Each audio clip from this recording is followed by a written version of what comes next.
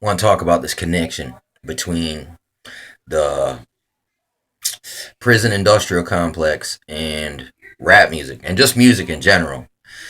Because all music, in a way, promotes a kind of rebelliousness, a kind of do as thou wilt type of mentality. And if you look at all these people, they really are, they were occultists. They follow Crowley, uh, and they channel entities a lot of the times. I mean, that's why you'll hear other artists and they'll sound like an old school artist, and it's like you're channeling the same spirits, the same muses, which the Greeks call them. But anyway, they promoted this kind of harsh imagery. Like Pac thought he was doing a good thing. I mean, in a way, maybe he was, but at the same time, knocking it and glorifying it at the same time. There's your conundrum. And the thing of it is, there's a dude named Josh Potash, and he basically has documents that the L.A. Ramparts division owned Death Row Records, and really that's like Pac went to prison on a Trump charge, uh, touching a girl's buttocks without permission, touching, not like they made it sound like he just straight up booty raped a chick, but he just touched her on the butt. And then this dude that was with them that set it up, his name Haitian Jack or something like that, was a confidential FBI informant, because when Josh Potash goes to look him up, he couldn't find no information on him, which is textbook uh, federal informant. So he had, and I also heard that the CIA taught the Ramparts division how to do the drive-by. And it was basically cops dressed in gang regalia, and they would go and shoot at other gangs in opposite colors, and then it would start a gang war, and then the dudes on the street would really fight it out because they thought it was real deal. How can you confirm this? What an excellent freaking strategy. It's straight up the French Revolution all over again. In a way, funding both sides of the war and arming them with the techniques they need to wage a good warfare against each other.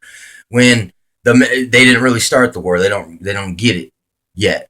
But it's like you listen to Rick Ross, who is not the real Rick Ross that sold cocaine for the CIA during the 80s, when crack cartoons, Saturday morning cartoons was always on. Uh, Rick Ross had this song one day. I was listening to it, and he was like, I was riding with someone, they was bumping the CD, and he was going, I'm selling dope from my iPhone. From my iPhone, selling dope from my iPhone. It's like, come on, dude, you ain't selling no dope from your freaking iPhone. Any good drug dealer knows you don't make wide open communication about your drug business. I've been in that field, and that's not the way you roll. You won't even dare be outright blatant about what you're doing. You always come up with some kind of code, like, yeah, we're getting broccoli today, or some chicon, or something. You know what I'm saying? The dog food. You know what I'm saying? So it's like this dude who has a fake alias he jacked from a real dealer who was selling cocaine for the CIA. This guy, turns out he's an ex-prison guard, which follows the same schematic as the Death Row was owned by the police, the L.A. Ramparts division, which was trained by the CIA, and they taught the gangsters on the street the drive-by. And just like Fast and Furious, they give these people guns, and then that gives them a pretext to go to war against them. You know what I'm saying? Makes a lot of sense. Here's another thing: ghettos. What's the glorification with the ghetto? I mean, what that was to do was to open us up to the idea of being in the ghetto, and we don't realize the people in Germany were nudged over a period of time, and international, foreign, multinational corporate types kind of engineered and orchestrated it all, and they got them in the ghetto because it was a reservation. And literally, Hitler learned that strategy from the Indian relocation, genocide, the Trail of Tears. So this is a common theme, and they would just like the Bloods and Crips. The police would dress up in Bloods and Crips uniforms, and they would go shoot up some Bloods and Crips as dressed as the opposite gang, like hanging their flag out the window, like, look, this is who we are, but not the police. Well, anyway, that's word on the street, and it makes sense to me. That's a great conniver strategy. But and the whole thing of it is the reason why Tupac, he had federal informants all around him because he was born into a Black Panther family, and COINTELPRO already stalked his entire family since before he was born. So they watched him grow, and they kept a dossier on him his whole freaking life too. So when he finally got in a position to become an activist, he was already all infiltrated by straight up government spook types, like confidential informant types.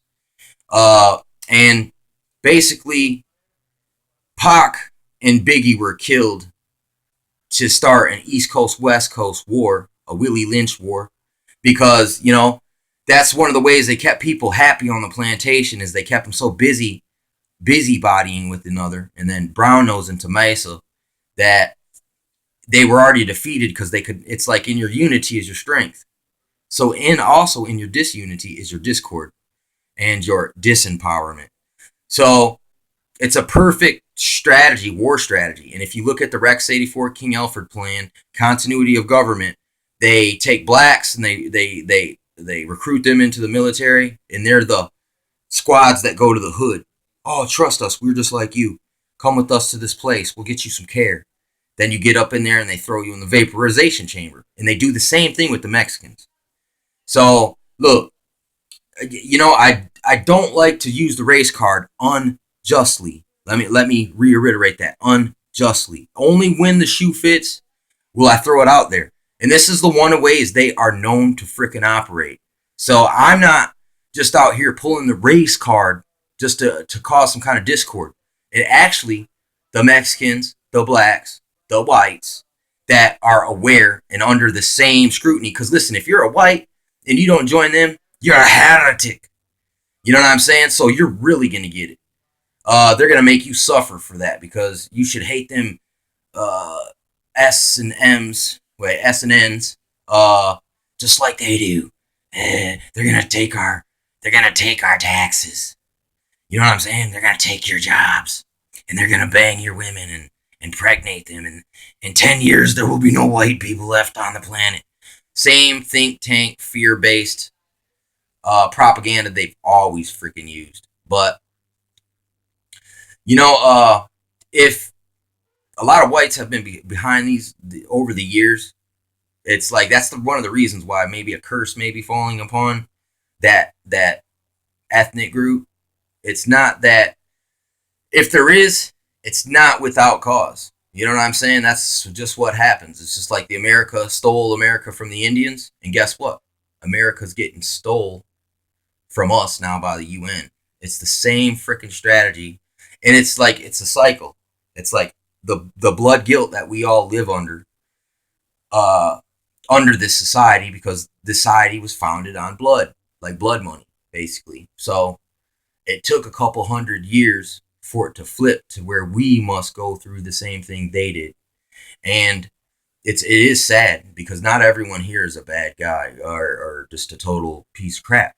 It's just there's a lot of distractions here. It's a great society, but it's also great at keeping you chasing the rat wheel too. And you can, it's almost an illusionary system, illusionary world.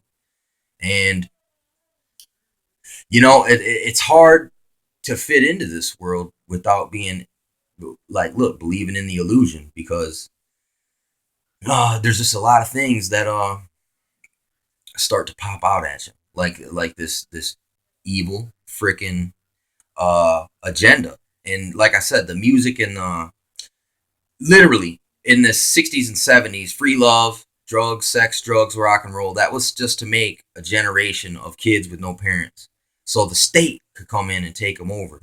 And then that would be their recruits, their soldiers, their clone army, if you will, to use in the future. And they did this in Germany too. They promoted promiscuity. They had these women called breeders, where just all the SS soldiers would just come in and train that. And they didn't care the kids, like, there's probably a whole bunch of kids from Germany that don't know who their parents were, and they wanted it that way. Your parents is Germany. Your parents is the motherland.